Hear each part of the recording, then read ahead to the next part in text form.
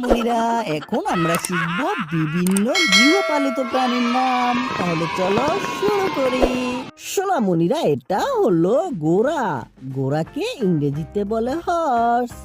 ঘোড়া খুব দ্রুত দৌড়াতে পারে। মানুষ বহুদিন ধরে ঘোড়াকে যাতায়াতের কাজে ব্যবহার করে। সোনামণিরা, এটা হলো কুকুর। কুকুরকে ইংরেজিতে বলে ডগ।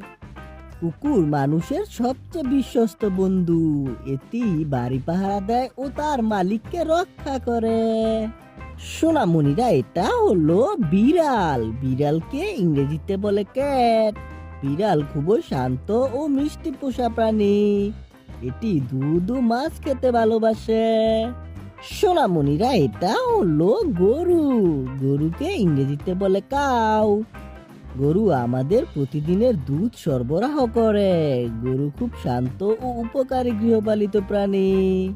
সোনামণিরা, এটা হলো ছাগল। ছাগলকে ইংরেজিতে বলে গোট।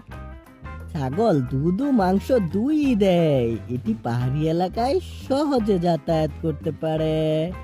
সোনামণিরা, এটা হলো শূকর। শূকরকে ইংরেজিতে বলে পিগ।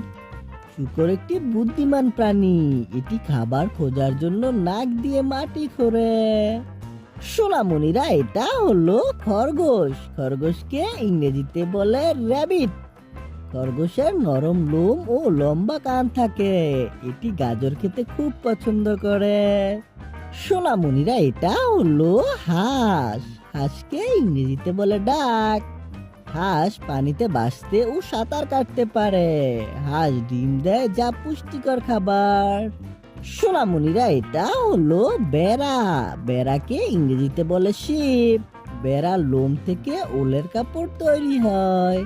এটি দলে দলে চলাফেরা করতে পছন্দ করে। সোনামণিরা, এটা হলো মোরগ। মোরগকে ইংরেজিতে বলে কক।